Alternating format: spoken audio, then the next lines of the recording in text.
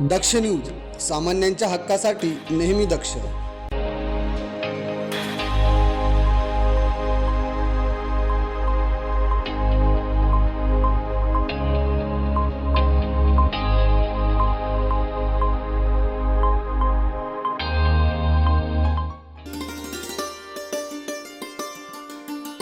मनपा निवडणूक काही दिवसांवर येऊन ठेपली आहे. त्याच पार्श्वभूमीवर माजी नगरसेवक विलासअण्णा शिंदे यांचा प्रचाराचा शुभारंभ करण्यात आला. यावेळी प्रभाग क्रमांक 8 मध्ये विलासअण्णा शिंदे आणि त्यांच्या पॅनलने केलेल्या विकासामुळे आजची प्रचार सभा ही विजयाची सभा असेल असं प्रतिपादन शिवसेनेचे जिल्हाप्रमुख अजयदादा बोरस्ते यांनी केलं. तरुणांमध्ये उत्साह, नवचैतन्य, विलास शिंदे यांच्यावर असलेला मतदारांचा प्रचंड विश्वास, मोठ्या प्रमाणात तरुण वर्गाचा पाठिंबा, प्रभू श्रीरामांच्या घोषणा अशा प्रचंड उत्साहामध्ये हा शुभारंभ करण्यात आला. कार्यक्रमाच्या व्यासपीठावर शिवसेनेचे जिल्हाप्रमुख अजय बोरस्ते, महानगर प्रमुख प्रवीण बंटी तिदमे, माजी नगरसेवक संतोष गायकवाड, इच्छुक उमेदवार विष्णुपंत बेंडकुळी यांच्यासह प्रभाग क्रमांक 8 मध्ये शिवसेनेच्या वतीने इच्छुक असलेल्या पुरुष आणि महिला उमेदवार उपस्थित होत्या. गंगापूर गावामध्ये अतिशय भव्य दिव्य सभा घेऊन विलासअण्णा शिंदे यांनी प्रचाराचा शुभारंभ केला. प्रचार सभेचे उद्घाटन झाल्यानंतर गंगापूर गावातील क्रांती चौक, कालिका मंदिर, गंगापूर राजवाडा, गोदावरी नगर, पेठ गल्ली, नुराणी चौक येथे नागरिकांच्या गाठीभेटी घेऊन प्रचार पत्रके वाटण्यात आली. यावेळी विलास शिंदे यांनी आपले मनोगत व्यक्त केले. निवडणुका येतात, निवडणुका जातात. कुठलाही राजकीय वारसा नसताना माझ्यासारखे एक सामान्य कार्यकर्त्यावरती गावकऱ्यांनी आणि या प्रभागातील नागरिकांनी विश्वास टाकला आणि मला त्यासाठी पात्र समजून मला त्या ठिकाणी नाशिक महानगरपालिकेची 2012ची उमेदवारी या पक्षाच्या नेत्यांनी दिली आणि मला विजयी केलं. आणि मग त्याच्यातून मला काम करण्याची संधी मिळाली, मला स्वतःला सिद्ध करण्याची संधी त्या ठिकाणी मिळाली. आणि प्रामाणिकपणे सांगतो, तेव्हापासून तर आजपर्यंत जेही केलं असेल ते समाजाच्या हिताचं केलं असेल, जेही केलं असेल ते विकासाच्या दृष्टिकोनातून केलं असेल. डॉक्टर बाबासाहेबांनी आपल्या सर्वांना लोकशाहीच्या माध्यमातून अधिकार दिलेला आहे.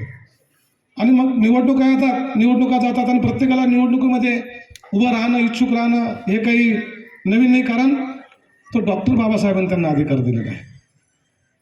मागच्या वेळेस इच्छुक होतेच, उमेदवार निवडणुका झाल्याच, त्याच्या अगोदर ही परंपरा आहे.